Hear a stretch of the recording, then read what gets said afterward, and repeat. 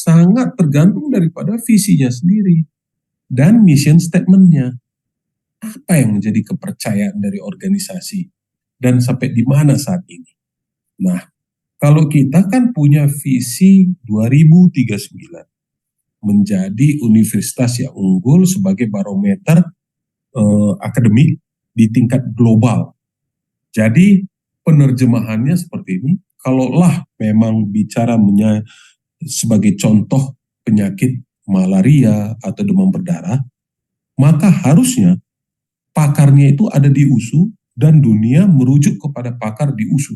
Itulah mimpi 2039. Bukan mimpi sih sebenarnya, visi 2039. Apakah itu terwujud? Harus kita lihat dari bagaimana posisi kita saat ini. Mission statement-nya seperti apa? Apakah kita punya kepercayaan dan meyakini bahwa itu sedang terjadi atau berlangsung. Untuk beberapa bidang ilmu mungkin ya, tapi untuk bidang ilmu talenta yang kita miliki saat ini, itu belum semuanya. Beberapa local wisdom itu iya, tapi kemudian beberapa seperti natural science maupun terkait dengan tropical medicine belum sampai, walaupun dapat kita akui sekarang dengan sangat intens National University of Singapore itu bekerja sama dengan USU, SingHealth, NUS, Duke University bekerja sama dengan Fakultas Kedokteran. Saya lihat secara intens mengamati bahwa mereka ingin berkolaborasi dengan USU dalam mengatasi masalah-masalah tropical medicine. Nah, itu menjadi suatu perubahan misi yang lebih nyata lagi. Begitu juga dari segi aspek internasionalisasinya. Jadi corporate culture-nya sudah mulai berubah dengan adanya proses international summer course atau Bapak Ibu melanjutkan penelitian di luar negeri, walaupun memang saat ini penugasannya masih lebih banyak di tingkat sarjana, tapi sebenarnya Bapak Ibu, izin Bapak Ibu, ada satu aspek yang kemudian menurut saya itu harusnya Bapak Ibu yang memenuhinya. Apa itu? Aspek daripada indikator kinerja terkait dengan hilirisasi penelitian. Kalau kita bilang bahwa hilirisasi penelitian itu diharapkan dari sarjana, itu sebenarnya kurang fair. Kenapa? Karena kalau tingkat sarjana, dia itu lebih ke arah memakai teori-teori yang sudah dipelajarinya untuk melihat apakah itu sudah sesuai dengan keilmuannya untuk kemudian dinyatakan bahwa secara proof of concept sudah terjadi. Tapi kalau di Bapak Ibu adanya knowledge dan experience yang Bapak Ibu miliki, itu kemudian menghasilkan inovasi baru. Kalau di bidang magister manajemen ya tentu mengenai corporate study-nya atau bagaimana meningkatkan efektivitas dan efisiensi perusahaan atau ke SDM-nya, dan itu menjadi publikasi internasional. Tapi apakah Bapak Ibu sudah didorong dan juga bersedia didorong ya dengan visi tadi menjadi barometer keunggulan akademik di tingkat global untuk menghasilkan publikasi yang untuk memajukan reputasi akademik USU dan juga meningkatkan rekam jejak Bapak Ibu di level internasional. Yang saya lihat kok agak ada kemunduran. Dulu syarat hasil penelitian Bapak Ibu itu harus terindeks Scopus. Kalau Bapak Ibu pernah dengar fenomena itu, sekarang malah SINTA saja sudah cukup. Artinya jurnal nasional terakreditasi Dikti. Nah, kalau boleh mission statement-nya harus diubah. Tapi tentu ini datangnya dari Bapak Ibu juga, bukan saya maksud nyalahkan ya. Banyak yang ngeluh ini. Ijazah saya nggak keluar. Kenapa? Udah di wisuda tapi karena paper masih terhambat. Masa kayak gitu syaratnya harus tinggi kali, Scopus dengan segala macam. Ternyata masih ada sebagian kecil ya, mudah-mudahan tidak ada di kelas ini, yang lebih berorientasi pada mendapatkan gelar untuk peningkatan karir, bukan juga kepada peningkatan reputasi akademiknya. Itu yang saya maksud dengan mission statement, sehingga untuk bisnis strateginya ini akan diubah. Kami juga lagi menyoroti ini, corporate culture di kita, bahwa ya harusnya lebih improve lagi lah, kok malah jadi turun. Dan ini sangat tergantung, sangat nampak sekarang bahwa publikasi ilmiah kita itu di bawah daripada kinerja kita di 2019. Itu dia. Jadi, tapi bukan berarti menyatakan kok jadi ditimpakan ke kami semua. Bapak Ibu kan juga bisa berargumen, ya dosen-dosennya gimana? Bisa nggak dosennya juga ikut mendorong? Kalau kami aja terus yang buat nulis, yaitu dosennya juga tinggal terima bersih namanya dicantumkan, ya kami pun nggak mau. Nah, itulah dia. Nah, itu makanya kemudian ada pelatihan bootcamp penulisan ilmiah baik dosen dan juga mahasiswa.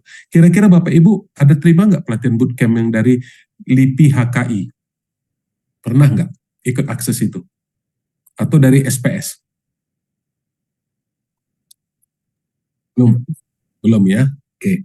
Begitu juga perubahan berikutnya. Nanti kita akan dorong itu untuk supaya eh, lebih banyak lagi untuk di 2024 bootcamp yang dibiayai oleh USU diikuti para mahasiswa. Lalu berikutnya terkait dengan ke-SDM sebagai contoh. Mission statement-nya udah berubah. Kalau dulu para dosen itu harus ter-attach ke fakultas ilmu dasarnya, karena sekolah pasca sarjana merupakan lintas disiplin ilmu. Kalau sekarang ke-SDM kita udah shifted, bahwa sekolah pasca sarjana juga mengelola dosennya secara langsung. Jadi prodi-prodi di sekolah pasca sarjana akan memiliki dosen tetap, bukan lagi hanya di apanya. Jadi bukan hanya di prodi ilmu dasarnya seperti saya dosen teknik elektro yang kemudian ikut membantu atau membawakan mata kuliah di sekolah pasca sarjana di prodi magister manajemen. Itu terkait dengan dalam rangka ini kita masih dasar mengenai apa yang menyebabkan bahwa bisnis strategi itu sangat bergantung daripada corporate culture-nya.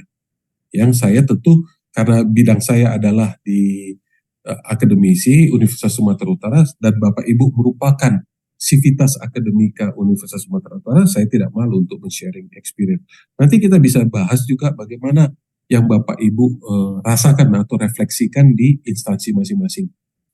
Begitu juga terhadap attitude and behavior of the leadership, baik itu dari Kaprodi sampai ke tingkat rektor. Atau di tempat Bapak Ibu, Kabid, Kaba, sampai ke kepala dinasnya sendiri. Sampai ke sekdanya dan wali kota atau gubernurnya misalnya. Itu sangat tergantung daripada peran individual dalam workplace. Sebagai contoh ini, open plan office, team based working itu mempengaruhi. Nah, saya tentu nggak bisa lah menceritakan mengenai kantor Pak Kamintua atau kantornya Pak Franky, Pak Tamrin atau Bu Nina. Yang saya tahu kalau leadershipnya saya untuk membangun corporate culture itu saya selalu kerja itu di meja rapat. Walaupun saya punya office, saya lebih suka saya berada di meja rapat untuk kemudian setiap orang bisa urun rembuk masuk ke dalam untuk diskusi dan kemudian keluar lagi, dan kemudian saat ini kita dalam posisi transisi office, itu office-nya terbuka open space. Kenapa? Ini kita terinspirasi waktu kita kunjungan ke Google itu, yaitu tadi di Google Office itu mereka itu serba terbuka, leadershipnya itu bisa diakses kapan saja, apalagi yang bicara teknologi informasi ya, itu yang dinamis setiap saat harus diamati. Begitu susah mengakses pimpinan, baik itu melalui WhatsApp ataupun ketemu langsung, padahal server lagi down, kebayang itu, ya. Bahkan ada satu kejadian ini kita buka aja, kemarin server terlalu down, itu ternyata saya nggak dikabarin karena mereka berusaha ngambil inisiatif sini untuk menyelesaikannya, tapi masalahnya ternyata nggak selesai. Itu saya kritik dan kemudian saya kasih solusi. Bukan menyatakan saya sebagai leader yang baik, tapi atau yang hebat, hanya saja memastikan kalau di mana ada bahwa mereka tidak mampu mengatasinya, jangan ditahan, kemudian ini tidak disampaikan ke level yang mungkin bisa mengambil keputusan yang lebih strategik. Nah, itu dia. Jadi di situ akan harus ada penguatan-penguatan. Dan itulah yang membuat bisnis strategi jadi berubah.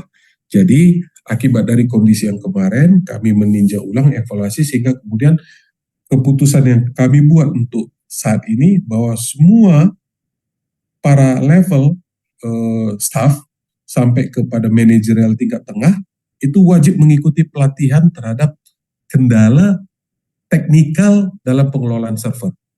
Itu menjadi keputusan dari kami.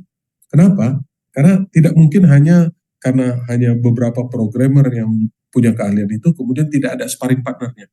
Itulah yang menjadi kalau menurut saya bagaimana role daripada individual seperti yang ada di hadapan kita ini itu menjadi memiliki peran penting dalam mengembangkan corporate culture yang lebih baik sehingga bisnis strateginya lebih mumpuni lagi.